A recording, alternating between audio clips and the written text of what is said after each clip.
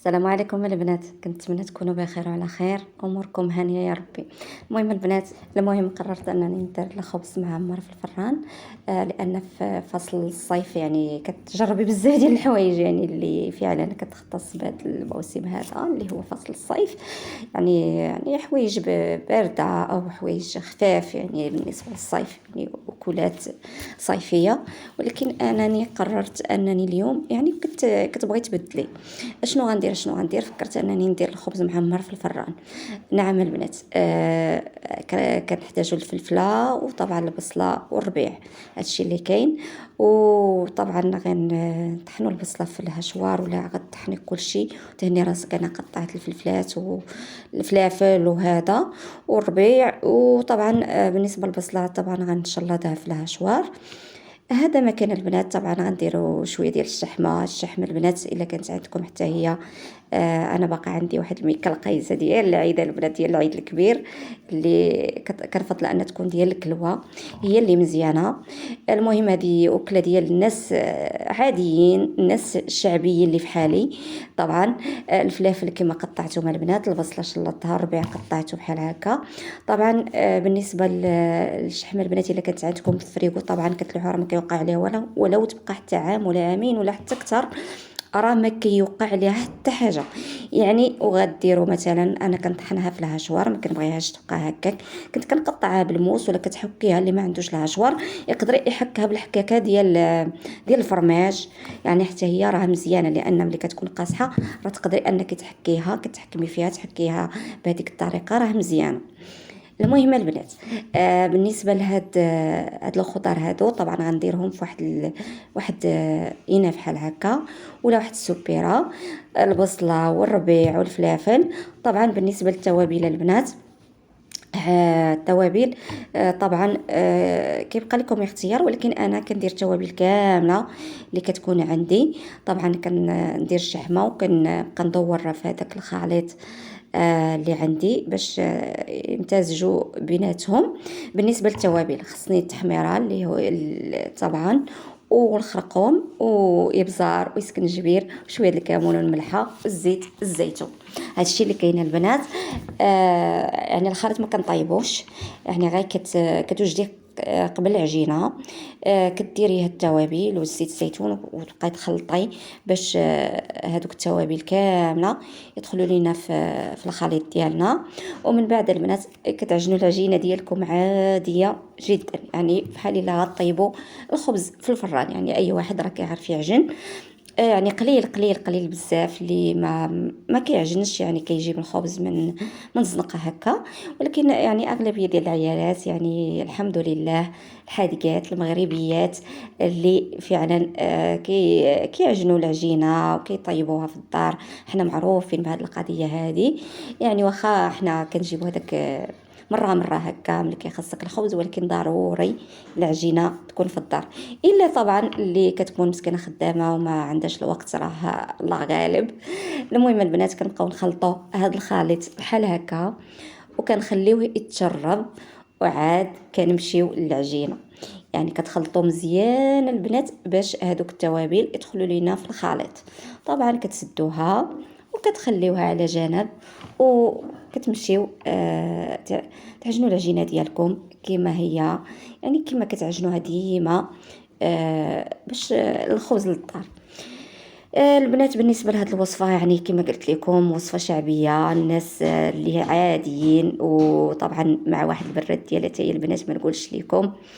ها انا كنسدها. طبعا العجينه البنات ما شاركتهاش معكم، ولكن كما قلت لكم العجينه راه عاديه جدا، يعني ماشي عجينه ملحه والخميره والماء صافي كدلكيها مزيان. عندي انا القمح ديال يعني القمح الكومبلي يعني الكامل. كنكيلو حنايا وكنطحنو.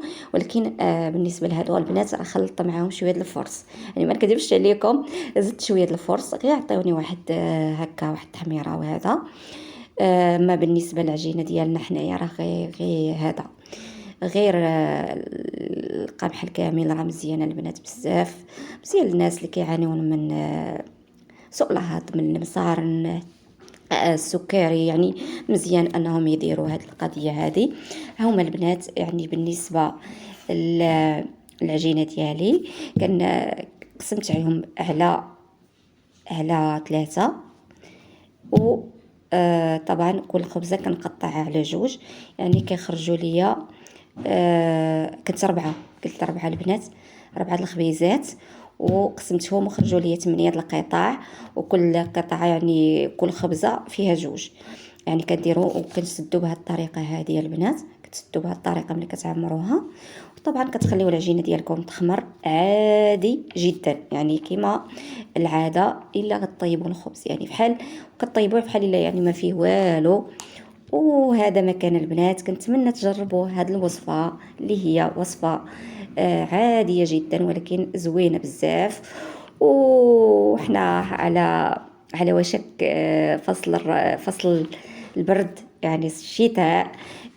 راه مزيانه بزاف ديروها لوليداتكم وليكم حتى نتوما. وطبعا اللي اول مره كيشاهد القناه ديالي ما ينسانيش واحد لايك واشتراك في القناه، وما تنساوش تبارطاجيو القناه مع صحابكم واللي عزيز عليكم. والناس القدام اللي معايا من ديما راه كنقول لكم شكرا على تتبعكم، وشكرا على المشاهده اللي طبعا كتشاهدوا لي هذا، واللي كومونتير الزوينه، يعني التعليقات الزوينه اللي كتخليو ليا. المهم ها هما الخبز البنات راه كيجي رائع. بالنسبه لهاد الاخر البنات دهنتها بشويه الحليب. بغيتو انكم ديروا كامل هكا، ديروه بشويه الحليب، ومن بعد رشيتها بشويه ديال الجنجلان، غير عجبني وصافي. تقدروا ديروا تقدروا ما ديروش، يعني ماشي ضروري. هذه هي الخبزه ديالنا، وعمرت واحد البرد ديالها حتى هي البنات، ما نقولش لكم. وطبعا كنقطعوا الخبز ديالنا كيجي على هذا الشكل هذا، كيتاكل سخون البنات، ما تخليوش يبرد مع اتاي. وكنقول لكم صحتكم، وكنقول لكم شكرا على المتابعه والمشاهده. وان شاء الله مع فيديو اخر، فيديو جديد فيه افاده ان شاء الله لكم. وكنقول لكم ما تنسونيش بلايك البنات، لايك الله يجزيكم بخير. شكرا بزاف على التعاليق الزوينه. شكرا لاخواتي اخواتي في الجزائر اللي كيخليو ليا واحد التعاليق زوينه بزاف. شكرا لكم.